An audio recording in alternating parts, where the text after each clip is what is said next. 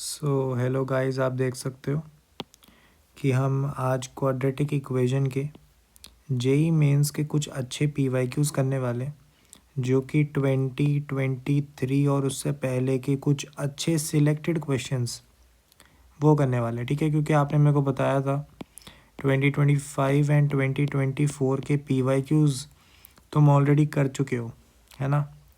तो पुराने कुछ अच्छे क्वेश्चंस जो कि थोड़ा सा आपको एक चैलेंज दें, है ना, थोड़ा सा आपको बताए कि जेई मीन्स अपने पीक में कब तक गया था, है ना, मतलब किस लेवल तक वो रीच कर पाया है।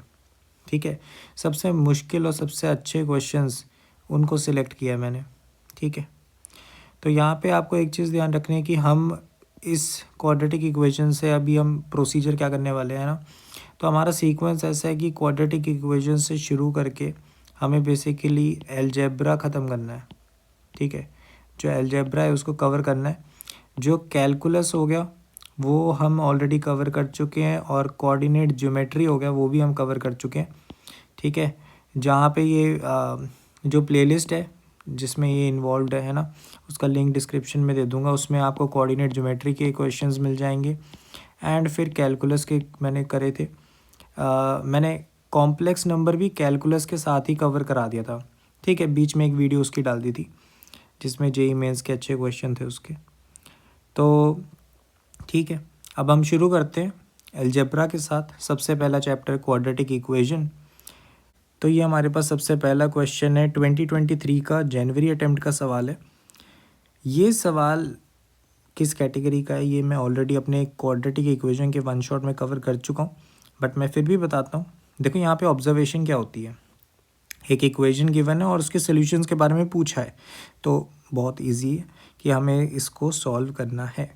अब देखो कैसे करेंगे। सबसे पहले तो एक चीज़ दिख रही है कि अगर e की पावर x को मैं t मान लूँ, ठीक है, तो एक क्वाड्रेटिक को हम कैसे लिख सकते हैं, बाई क्वाड्रेटिक को, कि ये t की पावर 4 प्लस 8 टाइम्स t की पावर 3 प्लस 13 टाइम्स टी का square minus 8 times T plus sorry ये 1 बाय आ जाएगा ना, ये टी आएगा, एंड यहाँ पे 1 इक्वल टू 0।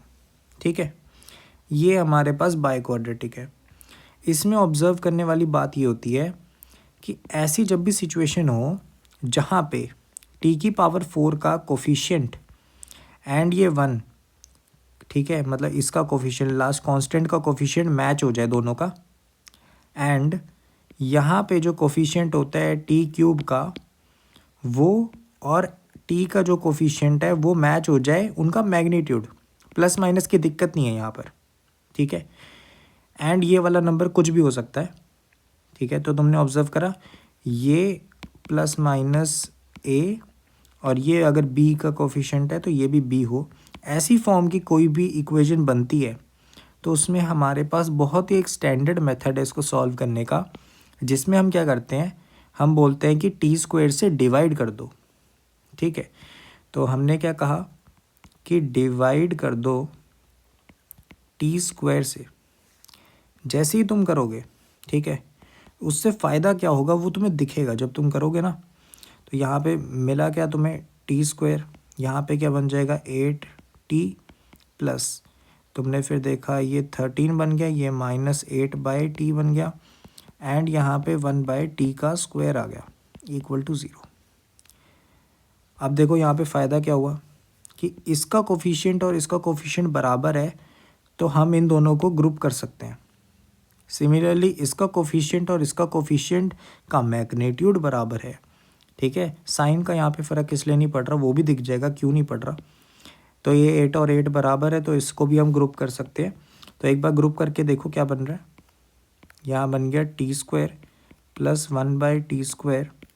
ठीक है, यहाँ पे 8 बाहर निकल गया, t माइनस 1/t एंड 13 बच गया इक्वल टू 0। ठीक है, अब यहाँ पे दिख रहा है कि ये T square plus 1/t square को मैं कैसे लिख सकता हूँ कि ये t माइनस 1/t का होल स्क्वायर। ठीक है, +2 है। ठीक है, क्लियर है, ये इसका ही ट्रांसफॉर्मेशन है। एंड बेसिकली मैंने कंप्लीटिंग द स्क्वायर ही करा है, बट तुम ये भी पूछ सकते हो कि इसकी जगह मैंने ये क्यों नहीं लिखा कि t+1/t का स्क्वायर -2, ये भी तो लिख सकता था। तो इसका रीज़न है कि ये देखो यहाँ पे ये बना है, तो यहाँ पे भी यही बनाने की मेरी कोशिश थी। ठीक है, क्लियर है। तो अब बता दो ये क्या बन रहा है। तो यहाँ पे मैं एक चीज़ लेट कर सकता हूँ कि पुट कर दो t-1/t को y। ठीक है, तो जब तुम ऐसा करोगे तो तुम्हें ये एक क्वाड्रेटिक बनती हुई दिख जाएगी कि y² + 2 + 8 टाइम्स y + 13 = 0। ठीक है, तो यहाँ पे इसको सॉल्व कर लो। y² + 8y + 15 = 0। तो ये अपना बन रहा है y + 3 एंड y + 5। ठीक है, = 0। ठीक है, तो यहाँ पे अपने पास एक चीज़ आ गई कि y की वैल्यू या तो -3 है या फिर y की वैल्यू क्या है, -5 है। ठीक है, क्लियर है। तो y की ये दो पॉसिबल वैल्यूज़ है। एक बार हम एक पेज ऐड कर देते हैं कैलकुलेशन करने के लिए। तो यहाँ पे y की दो वैल्यूज़ आ रही। y क्या था हमारा, t-1/t। तो इसका मतलब t-1/t क्या मेरा -3 हो सकता है, या फिर t-1/t क्या मेरा -5 हो सकता है। इसको ज़रा देखो। तो अगर मैं पहले केस को देखूं, इस केस को, तो यहाँ पे मेरे पास आ रहा है t² + 3t - 1 = 0। ठीक है, एंड दूसरे की अगर मैं क्वाड्रेटिक बनाता हूँ तो ये आ रहा है t² + 5t - 1 = 0। ठीक है, क्लियर है। तो देखो भाई कैसे सॉल्व होगा। यहाँ पे मुझे एक चीज़ आ रहा है कि अगर मैं यहाँ पे इसका क्वाड्रेटिक का सोल्यूशन लिखता हूँ तो क्या आएगा, -3 ± √9 - 4 + 4 बन जाएगा ना, डिवाइडेड बाय क्या आ जाएगा, यहाँ पे मेरे पास आ जाएगा, ये मेरे पास कितना आएगा, 2। ठीक है, एंड यहाँ पे मेरे पास क्या आ जाएगा, यहाँ पे आएगा -5 ± √25 + 4। ठीक है, डिवाइडेड बाय 2। तो एक मेरे पास आ रहा है t मेरे पास आ रहा है -3 -√13/2। एक आ रहा है √13 -3/2। और यहाँ पे t की वैल्यूज़ क्या आ रही हैं, -5 -√29/2। और एक आ रहा है √29 - 5/2। अब यहाँ पे देखने वाली बात ये है कि t जो था t मेरा e⁻x था। ठीक है, मतलब इट इज़ ऑलवेज पॉजिटिव। ठीक है, e⁻x हमेशा पॉजिटिव होता है। तो इधर से पता लग गया कि ये दो सोल्यूशन नहीं हो सकते। ठीक है, दोनों नेगेटिव हैं और ये वाले पॉजिटिव है, ये भी पॉजिटिव है एंड ये भी पॉजिटिव है। ठीक है, क्योंकि √29 इज़ ग्रेटर देन 5। ठीक है, 25 से बड़ा है ना, तो 5 से बड़ा है स्क्वायर रूट उसका, तो इसीलिए पॉजिटिव है एंड सिमिलरली ये भी पॉजिटिव है। तो दो सोल्यूशन आए मेरे पास और दोनों रियल है। ठीक है, तो दोनों रियल है एंड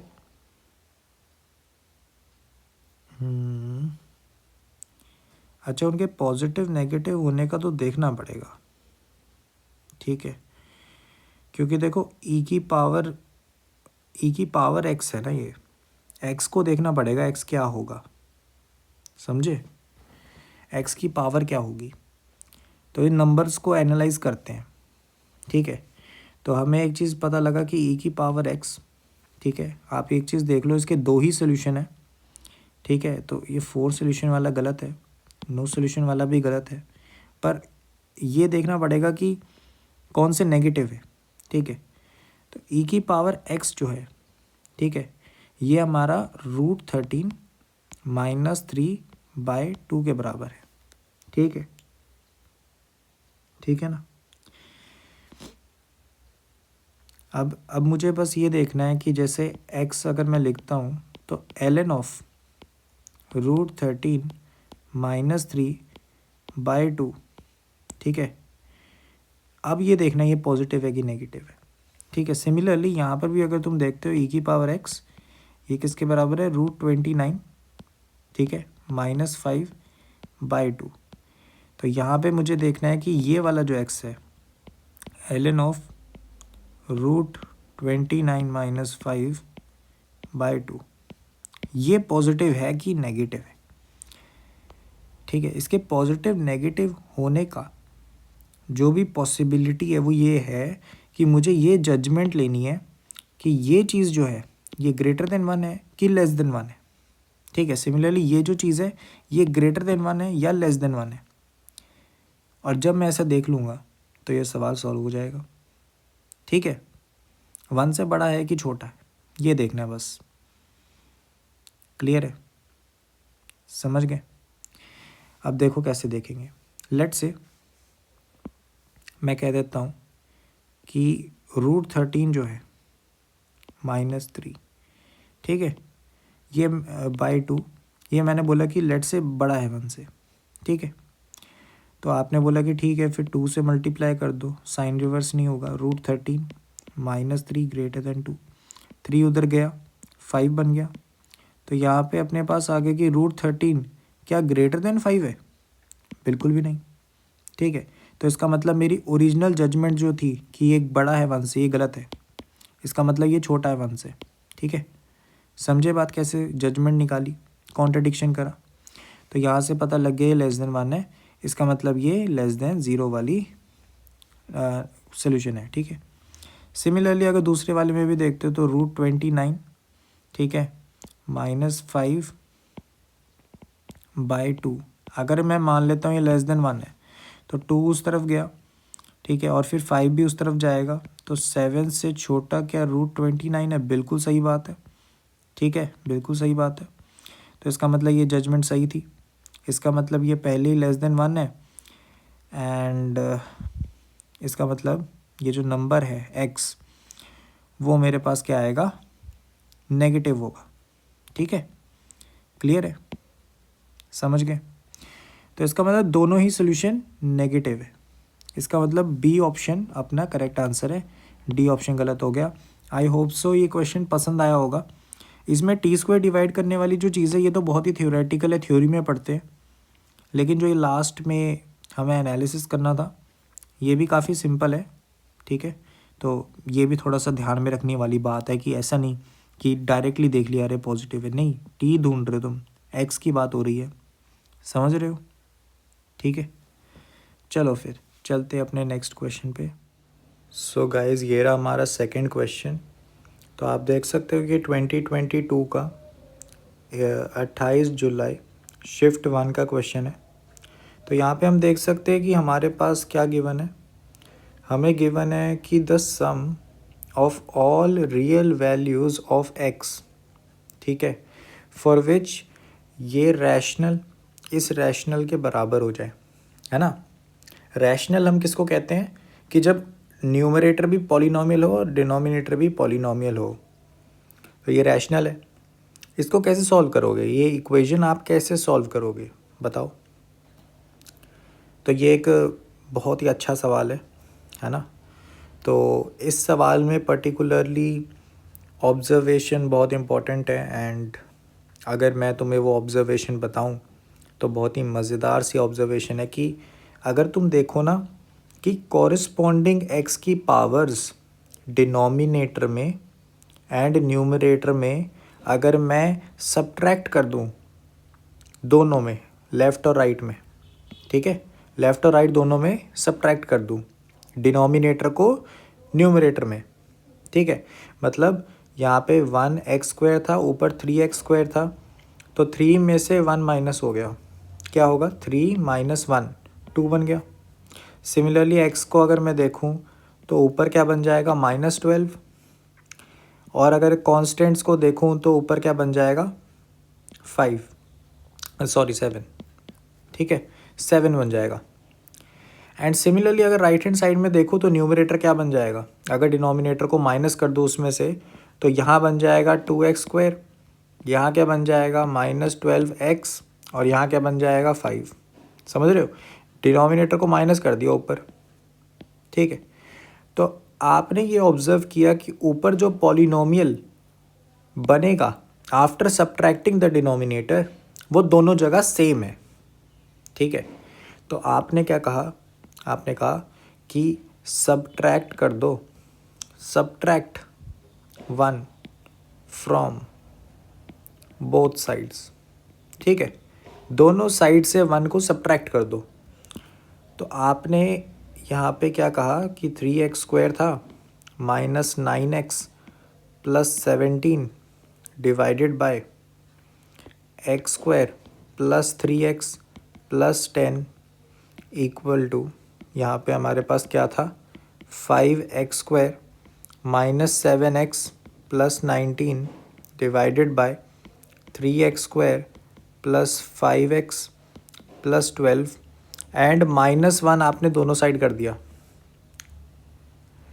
अब अगर आप सॉल्व करते हो तो लेफ्ट हैंड साइड क्या बनी, ये बन गया 2x² -12x + 7 डिवाइडेड बाय, ठीक है, एंड डिवाइड में वही आ जाएगा x² + 3x + 10, ठीक है। और राइट हैंड साइड क्या आएगा 2x² -12x + 7 divided by 3x² + 5x + 12, ठीक है।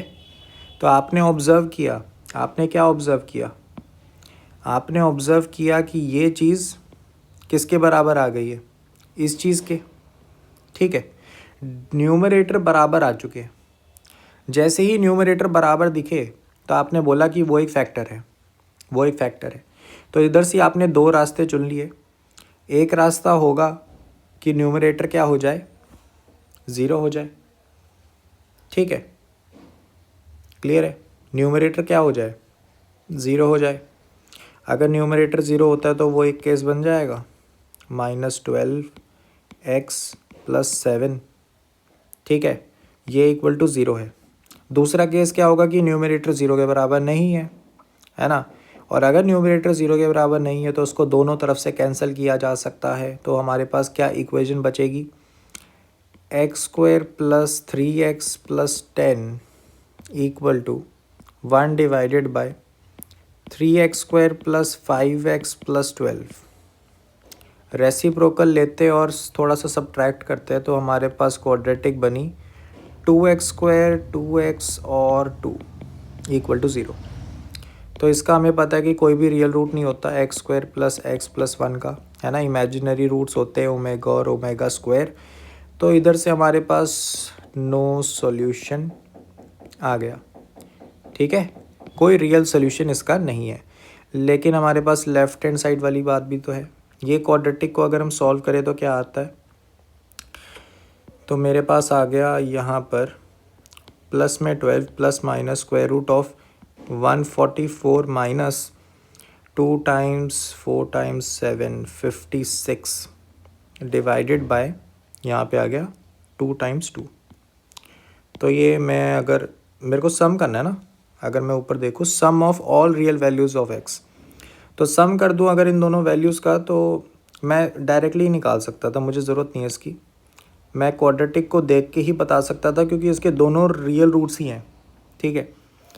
तो इनका जो सम आएगा मेरे पास आएगा -12 divided by 2, so this should be the answer 6 should be the correct answer, ठीक है।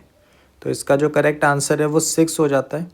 आई होप सो थोड़ा समझ आया होगा कि कैसे अप्रोच करना था प्रॉब्लम को। प्रॉब्लम बहुत मुश्किल नहीं है, पर जो सब्ट्रैक्ट करने वाला ऑब्जर्वेशन है ये बड़ा ज़रूरी था इसमें, वरना ये क्वेश्चन काफ़ी लेंदी हो जाता, ठीक है। तो आई होप सो ये क्वेश्चन समझ आ गया होगा। चलते अपने नेक्स्ट क्वेश्चन पे। सो गाइज़ ये रहा हमारा थर्ड क्वेश्चन। तो यहाँ पे हम देख सकते हैं कि हमें क्या गिवन है, ये 2022 का ही सवाल है, जुलाई अटेम्प्ट का। हमें बोला है कि f ऑफ x हमारे पास एक क्वाड्रेटिक पॉलिनोमियल है with the leading coefficient leading coefficient 1 है, ठीक है। फिर हमें बोला है कि such that F of zero P के बराबर है, पी नॉट ज़ीरो है, और एफ ऑफ 1 हमारे पास 1/3 है। फिर हमें बोला है कि इक्वेशंस का कोई कॉमन रूट है तो इसकी वैल्यू बता दो। पहले तो हमें ये देखना है कि जो पहली लाइन में हमें इंफॉर्मेशन गिवन थी उसका कैसे फ़ायदा उठाया जाए और कुछ फॉर्मुलेट करें कि एफ ऑफ एक्स आखिर दिखता कैसा है। तो हमने क्या करा, हमने बोला कि देखो leading coefficient F of x in general अगर मैं सोचूं तो मैं तुम्हें कह सकता था कि leading coefficient x minus alpha उसका पहला रूट हो गया और एक्स माइनस बीटा उसका दूसरा रूट हो गया। ऐसा कुछ होना चाहिए था, लेकिन उन्होंने मेरे को पहले ही बता दिया कि अरे देखो लीडिंग कोफिशिएंट जो है वो 1 है, इसका मतलब ये जो एल है इसकी वैल्यू 1 है, ठीक है, क्लियर है। तो इधर से मुझे पता लग गया कि अच्छा एफ ऑफ एक्स जो है ना वो हमारे पास एक्स माइनस एल्फ़ा और एक्स माइनस बीटा की तरह है। फिर उन्होंने बोला कि देखो और भी इन्फॉर्मेशन गिवन है, एफ ऑफ ज़ीरो हमारे पास पी है और एफ ऑफ 1 हमारे पास 1/3 है। तो इन दोनों का इस्तेमाल करेंगे। एफ ऑफ ज़ीरो अगर तुम डालते हो, ठीक है, ज़ीरो डालते हो तो तुम्हारे पास आ जाएगा अल्फ़ा इंटू बीटा, ठीक है, और ये तुम्हारे पास पी के बराबर गिवन है। तो ये बन गई तुम्हारी पहली इन्फॉर्मेशन। दूसरी बात तुम्हें कहा था कि एफ ऑफ 1 हमारे पास क्या है, 1/3 के बराबर है। तो तुमने डाला 1 माइनस एल्फ़ा 1 माइनस बीटा, ठीक है, ये बराबर आ गया। तो इसको थोड़ा सा सॉल्व करो।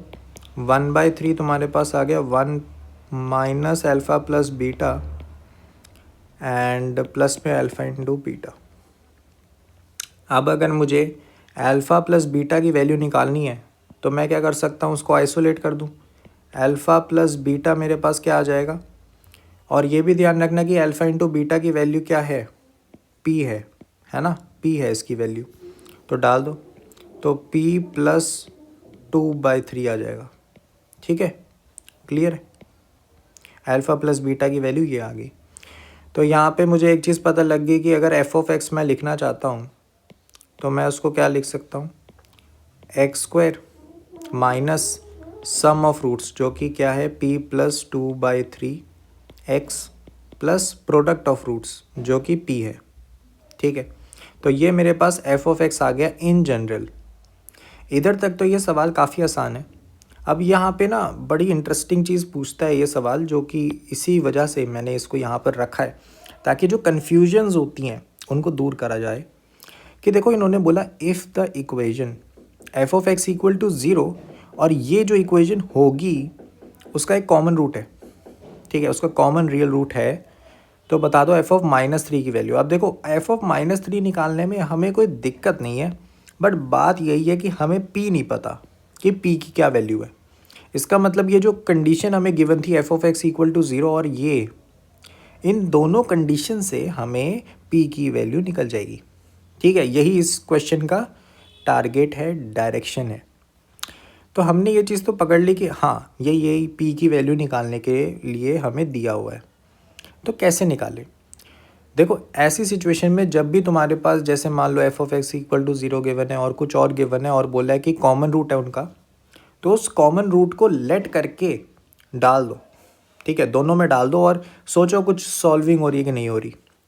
अब जैसे कि इस क्वेश्चन में हमें क्या गिवन है कि देखो f of x equal to zero and f of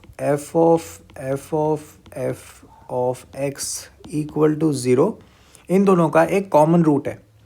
तो तुम लेट कर लो कि वो जो कॉमन रूट है वो तुम्हारे पास z0 है, ठीक है, z0 हमारे पास वो कॉमन रूट है, मैंने मान लिया। तो अगर मैं डाल दूँ ये z0 हो गया और यहाँ पे भी z0 डाल दूँ तो ये दो इक्वेशन सेटिस्फाई हो रही हैं, ठीक है।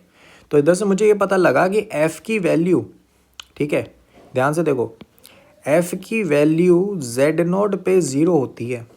तो मैं इसको डाल सकता हूँ यहाँ पे कि f ऑफ z0 एक्चुअली क्या आउटपुट देता है, 0।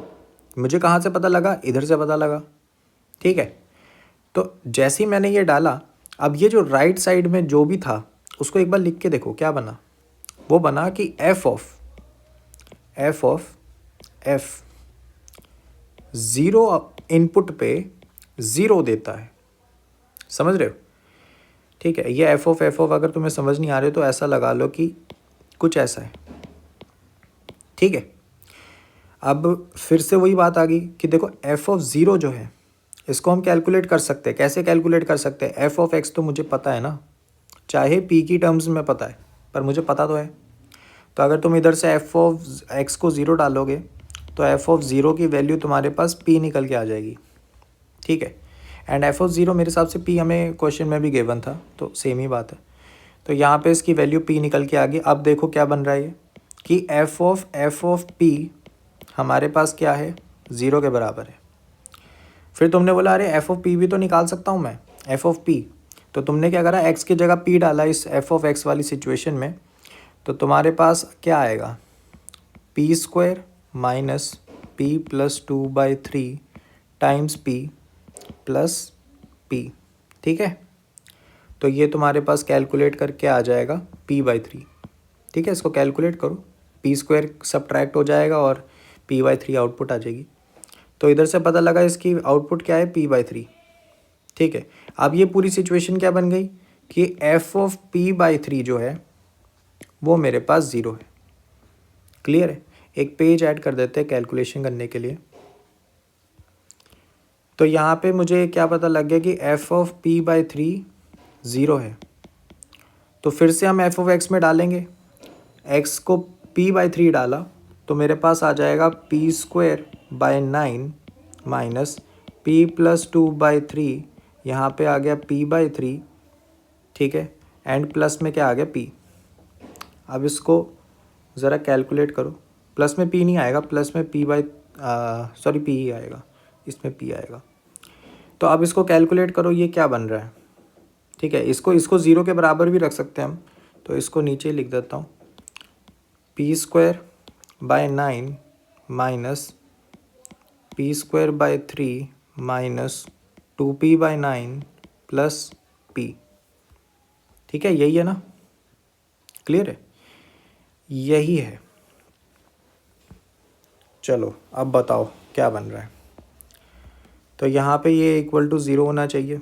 तो हमने क्या करा, p² अगर कॉमन लूँ और उसको उधर ले जाता, या फिर चलो ऐसे ही ठीक है, 1/9 माइनस 1/3 एंड यहाँ पे इक्वल टू p कॉमन ले लिया तो यहाँ पे आ जाएगा 1 माइनस 2/9, ठीक है। वो भी नेगेटिव में, तो वो नेगेटिव साइन अगर एडजस्ट करता हूँ तो कुछ ऐसा आ रहा है, ठीक है। तो ये बेसिकली 1/3 माइनस 1/9 है। p की एक वैल्यू कैंसिल आउट कर सकता हूँ मैं क्योंकि p 0 नहीं है। तो p की वैल्यू अपने पास क्या आएगी, ये अपने पास आ गया 7/9 डिवाइड में क्या आएगा अपने पास 2/9। तो यहाँ से मेरे पास p की वैल्यू क्या निकल के आ रही है, 7/2। तो अब एफ ऑफ एक्स निकालो। एफ ऑफ एक्स मेरे पास क्या आ जाएगा, p की वैल्यू अगर मैं डाल दूँ तो x² माइनस p प्लस 2/3 था ना ये, तो ये 7/2 प्लस 2/3 x प्लस 7/2, ठीक है। ये हम थोड़ा कैलकुलेट कर लेते क्या आ रहा है। तो यहाँ पे आ गया 6, ठीक है, 6 और ये 21 प्लस 4 25 बन रहा है, ठीक है। -25/6 बन रहा है, ठीक है। और ये x के साथ, तो अगर मैं इसको लिख दूँ 25/6 टाइम्स x, एफ ऑफ -3 की हमें वैल्यू पूछ रहा था क्वेश्चन में, तो हमारे पास आ जाएगा 9 माइनस 25/6, यहाँ पे -3 प्लस 7/2। तो ये हमारे पास आ रहा है 9 प्लस 25/2 प्लस 7/2। तो 9 प्लस ये अपने पास कितना बन गया, 25 प्लस 7 अपने पास बन गया 32, 32 का हाफ हो गया 16। तो अपने पास जो आंसर आ रहा है 25 आ रहा है। तो 25 अपना करेक्ट आंसर है, ठीक है। बहुत ही सिंपल क्वेश्चन था, लेकिन ये जो बात है कि कॉमन रूट वाली, इसमें फंसना नहीं है, ठीक है, इसमें फंसना नहीं है, बस डाल दो इक्वेशंस में एंड एक दूसरे में पुट करके मोस्टली ऐसे क्वेश्चन हो जाते हैं। ठीक है, तो आई होप सो ये क्वेश्चन समझ आ गया होगा। इसका करेक्ट आंसर 25 है। ठीक है, let's move on to the next question. तो ये हमारे पास एक और सवाल है, बहुत ही मज़ेदार सवाल लगा मुझे ये। ठीक है, 2021 फेबररी अटैम्प्ट का या जनवरी अटैम्प्ट का सवाल है। ठीक है, तब मेरे हिसाब से 2021 में काफ़ी जेई मेंस होते थे, तो फेबररी अटैम्प्ट ही होगा ये। ठीक है, बहुत बहुत अटैम्प्ट थे उस वक्त, मेरे हिसाब से 4 थे। ठीक है, जेई मेंस के अटैम्प्ट जहाँ तक मुझे याद है। तो देखो, द सम ऑफ 162th, ठीक है, power of the roots of the equation, ठीक है, इज़ इक्वल टू। तो अब देखो, इन्होंने पूछा हमें कि इसके जितने भी रूट्स हैं, ठीक है, उसकी 162th पावर का सम बताओ। ठीक है, बहुत ही सिंपल सवाल है, लेकिन ऑब्जर्वेशन ही सब कुछ है। ठीक है, तो अब मैं इस इक्वेशन में तुम्हें दिखाता हूँ ऑब्जर्व क्या करना था। 2x² + 2x - 1, ठीक है, इक्वल टू 0 है। इसमें मैं आपको बताता हूँ कि अगर तुम -x² यहाँ पे एक और डाल देते एंड प्लस का एक x डाल देते लेफ्ट हैंड साइड में और यही चीज़ राइट हैंड साइड में कर देते, तो क्या होता? लेफ्ट हैंड साइड में बन जाता, ये लेफ्ट हैंड साइड क्या बन गया ऐड होके, x³ - 3x² + 3x - 1। और ये क्या होता है, एक परफेक्ट स्क्वायर है, परफेक्ट क्यूब है x - 1 का। ठीक है, एंड राइट हैंड साइड में अगर तुम देखते हो तो यहाँ पे x कॉमन आउट हो गया, 1 - x है। ठीक है, क्लियर है? तो अगर तुम देख सकते हो कि 1 - x का फैक्टर दोनों तरफ है, तो हम वो कैंसिल आउट कर सकते हैं और यहाँ से हमारे पास 2 रास्ते निकल गए। एक है कि भाई x = 1 हमारे पास एक आंसर निकल गया, एक सोल्यूशन निकल गया, और बाकी इक्वेशन क्या बची कि भाई देखो माइनस ऑफ 1 - x², 1 - x का स्क्वायर = x के बराबर। अब तुम ये मत सोचने लग जाना कि भाई x तो पॉजिटिव है या ऐसा कुछ और बोल दो कि भाई इसका कोई सोल्यूशन नहीं है। ऐसा कुछ नहीं है भाई, इसका सोल्यूशन है, इसका सोल्यूशन है। तो अब देखो भाई, इसके सोल्यूशन हमें ढूंढने हैं, ढूंढो, कंप्लीट स्क्वायर को पूरा खोल दो, तो अपने पास आएगा x² एंड माइनस में 2x + 1 और यहाँ पे आके माइनस, तो ये प्लस ही बन जाएगा = 0। तो हमारे पास जो क्वाड्रेटिक बन रही है वो बन रही है x² - x + 1 = 0। क्या ये क्वाड्रेटिक कभी देखी है पहले? अगर नहीं देखी तो मैं ऐसा करता हूँ, माइनस साइन को एडजस्ट करके दिखाता हूँ। -x का स्क्वायर प्लस ऑफ -x + 1 = 0। अब थोड़ा देखा देखा लग रहा होगा कि भाई ये तो उस इक्वेशन की तरह लग रहा है जिसके रूट्स ओमेगा और ओमेगा स्क्वायर होते थे। तो -x की वैल्यू ओमेगा या फिर -x की वैल्यू ओमेगा स्क्वायर, इसके 2 रूट हो गए। तो x की वैल्यू अगर हम देखते हैं तो -ओमेगा एंड x की वैल्यू -ओमेगा² के बराबर आ रही है। ठीक है, तो इसके बाकी 2 रूट्स भी मिल गए मुझे। ठीक है, मैंने माइनस साइन को एडजस्ट करके दिखाया ताकि आपको आराम से इजीली दिख जाए कि ओमेगा और ओमेगा² इसके रूट है। ठीक है, तो ओमेगा हमारे पास तीनों रूट्स इसके मिल गए। ठीक है, ये डिग्री 3 की इक्वेशन थी, तो इसके 3 ही होते हैं रूट, है ना। तो हमें सारे रूट्स मिल गए इसके। रियल नहीं बोले थे उन्होंने, सिर्फ रूट्स की बात हो रही थी, तो इमेजिनरी वालों को भी गिनेंगे। तो हमें सम करना है उनकी 1 की पावर अगर हम 162 करें एंड फिर -ओमेगा की पावर 162 करें एंड फिर -ओमेगा² की पावर 162 करें, ये हमारा आंसर होना चाहिए। ठीक है, तो ये तो बहुत आसान है, ये 1 हो गया। ये हमारे पास माइनस साइन का कोई इतना इन्वॉल्वमेंट है नहीं। 162 3 से डिवाइड होके क्या देता है वो देख लो। 162 को अगर हम 3 से डिवाइड करते हैं तो हमारे पास क्या आता है 15, 12, ये तो परफेक्टली 3 का ही मल्टीपल है ना, तो ये तो 1 बन जाएगा एंड सिमिलरली ये भी 1 बन जाएगा। प्रॉपर्टी कौन सी यूज़ हुई है इसमें कि भाई कोई भी ओमेगा या ओमेगा स्क्वायर की पावर 3 की फॉर्म में हो तो उसकी जो आउटपुट है वो हमेशा 1 आती है। ठीक है, क्लियर है। तो ये हमारे पास 1+1+1 यानी 3 हमारे पास इसका करेक्ट आंसर हो जाएगा। बहुत ही सिंपल सवाल था, लेकिन ये जो ऑब्जर्वेशन है स्टार्ट में कि ये ऐड करना है और ये ऐड करना है दोनों साइड, ताकि ये परफेक्ट क्यूब बन जाए। ठीक है, ये परफेक्ट क्यूब बना के एक बार ट्राई करना चाहिए। ठीक है, एक बार मैंने ये ट्राई किया एंड मुझे दिखा कि अरे ये तो बड़ा आसान सवाल है। ठीक है, क्लियर है। चलो फिर चलते हैं अपने नेक्स्ट क्वेश्चन पे। तो ये हमारा लास्ट सवाल है, बट बहुत ही ठीक ठाक सवाल है, मतलब बहुत ज़्यादा मुश्किल भी नहीं है एंड बहुत ज़्यादा आसान भी नहीं है। 2021 जुलाई अटेम्प्ट का सवाल है। क्या कह रहा है सवाल? तो इस सवाल में हमें अल्फा और बीटा डिस्टिंक्ट रूट्स बोले हुए हैं इस क्वाड्रेटिक इक्वेशन के। ठीक है, एंड हमें बोला है then the value of this and this is equal to. तो इसको मेरे हिसाब से आप लोग भी बड़े अच्छे से आराम से कर सकते हो। ठीक है, एक बार इसको अटेम्प्ट करना मेरे सोल्यूशन से पहले।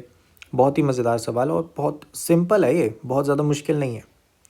अब देखो इसमें करना क्या है, तुम्हें क्वाड्रेटिक गिवन थी ना कि x² + 3⁴ टाइम्स x + 3⁴ = 0 है। तो तुम्हें अगर ये पता था तो तुम अल्फ़ा और बीटा तो निकाल ही सकते हो, क्वाड्रेटिक फार्मूला लगा लो। तो -3⁴ प्लस माइनस √3 3⁴ का स्क्वायर -4 टाइम्स 3⁴ ठीक है, क्लियर है। डिवाइड हम किससे कर रहे हैं? 2 से। तो यही हमारे पास अल्फ़ा बीटा होंगे। सो अगर हम इसके डिस्क्रिमिनेंट में देखें तो यहाँ पे इसकी वैल्यू क्या आ गई 3⁴ तो अब 3⁴ दोनों तरफ है, कॉमन आउट करेंगे तो क्या बनेगा कि 3⁴ कॉमन है और 1 - 4 बच गया। 1 - 4 मतलब -3। तो अल्टीमेटली ये जो डिस्क्रिमिनेंट है क्या बन गया, देखो यहाँ -3⁴ है प्लस माइनस, अब यहाँ पे स्क्वायर रूट को मैं 1/2 की पावर में लिख सकता हूँ। तो ये आ गया मेरे पास कि -3⁴ का स्क्वायर रूट है। ठीक है, ये हमारे पास आ गया एंड डिवाइड में 2 है। तो यहाँ पे बड़ा आसान है कि यहाँ पे इमेजिनरी आ जाएगा ना, तो आयोटा यहाँ पर इन्वॉल्व करना पड़ेगा। 3⁴ प्लस माइनस यहाँ पे आयोटा आ गया और 3 मैंने क्या कह दिया 3/4 है डिवाइडेड बाय 2। अब तुम बोलोगे कि यार ये तो आ गया हमारे पास, अब हम क्या इसमें हमें वैल्यूज़ निकालनी है ना कि अल्फ़ा की पावर 96 एंड बीटा की पावर 96, तो कैसे निकालेंगे? ठीक है, मतलब क्या हमें डी मोवियर लगाना पड़ेगा इसमें? बट उसकी ज़रूरत नहीं है एक्चुअल में। अगर तुम ऑब्ज़र्व करते हो कि अगर तुम 3⁴ को कॉमन आउट करते हो, 3⁴ को मैंने कॉमन ले लिया, तो मेरे पास यहाँ पे बचता क्या है -1 प्लस माइनस आयोटा √3, ठीक है, डिवाइडेड बाय 2। और अगर तुम यहाँ पे ये ऑब्ज़र्व कर पाए कि ये जो चीज़ है क्या है, ओमेगा और ओमेगा स्क्वायर। ठीक है, ओमेगा और ओमेगा स्क्वायर है ये, क्लियर है। तो यहाँ से मुझे एक चीज़ पता लग गई कि लेट से अल्फ़ा जो है वो 3⁴ ओमेगा है एंड बीटा जो है वो 3⁴ ओमेगा स्क्वायर है। एंड अब ये बहुत आसान सवाल है। ठीक है, तो हमें इन्होंने वैल्यू बोलने को बोला था कि भाई अल्फ़ा की power 96 and something like that. तो अल्फ़ा की पावर 96, अल्फ़ा की पावर 12 - 1 प्लस बीटा की पावर 96, बीटा की पावर 12 - 1, इसकी वैल्यू निकालनी है। अल्फ़ा की पावर 96, तो यहाँ पे 3⁴ ओमेगा की पावर 96 हो गया, ठीक है। एंड इसमें तुम देख सकते हो कि ओमेगा हट जाएगा, क्यों? क्योंकि 96 उसकी पावर हो रही है एंड 96 जो है 3 से डिविजिबल है, तो यहाँ पे ओमेगा हटा सकते हैं क्योंकि वो 1 बन जाएगा। सिमिलरली यहाँ पे अल्फ़ा अगर हमने अंदर डाला तो यहाँ पे आएगा 3 की पावर 1/4 एंड साथ में ओमेगा और उसकी पावर 12 -1। अब यहाँ पे भी ओमेगा हट जाएगा क्योंकि उसकी पावर 12 हो रही है और वो 3 से डिविजिबल है। सिमिलरली बीटा वाले केस में देखोगे तो यहाँ पे भी कुछ ऐसा ही होगा कि 3 की पावर 1/4 ओमेगा स्क्वायर उसकी पावर 96 कह रहे हो, ओमेगा स्क्वायर की पावर 3 से डिविजिबल है, तो यहाँ पे ये 1 हो जाएगा। एंड सिमिलरली यहाँ पर 3 की पावर 1/4 एंड ओमेगा स्क्वायर है और उसकी पावर 12 है, ओमेगा स्क्वायर की पावर 3 से डिविजिबल है, तो वो भी 1 हो जाएगा। एंड अब तुम्हारे पास ये बच गया, अब इसको कैलकुलेट कर लो। 96 को अगर तुम 4 से डिवाइड करते हो क्या आता है? तुम्हारे पास आ जाएगा 24, तो 3 की पावर 24 एंड यहाँ पे तुम्हारे पास आ जाएगा 3 की पावर 3 -1। सिमिलरली यहाँ पे भी सेम ही चीज़ आ जाएगी, तो ये ट्वाइस हो गया, ठीक है। तो तुम्हें बस कैलकुलेट करना है, ये तुम्हारे पास 27 आ गया, 27 -1 तुम्हारे पास 26, ट्वाइस कर दोगे तो 52 इंटू 3 की पावर 24 तुम्हारे पास वैल्यू निकल के आ रही है एंड ये तुम्हारा आंसर होना चाहिए। तो इसको देख लेते हैं कौन सा ऑप्शन है, 52, तो सी ऑप्शन अपना करेक्ट आंसर है। काफ़ी सिंपल सवाल था, यहाँ पे ऑब्ज़र्व यहाँ पर करना था ये वाला कि 3 की पावर 1/4 अगर बाहर निकाल ले तो ओमेगा और ओमेगा स्क्वायर अंदर बन रहे हैं, ठीक है। तो आई होप सो आज के क्वेश्चन क्लियर होंगे, काफ़ी सिंपल क्वेश्चंस थे क्वाड्रेटिक इक्वेशन के, बहुत ज़्यादा मुश्किल नहीं थे। अगला चैप्टर हम कवर करेंगे सीक्वेंस एंड सीरीज़, ठीक है।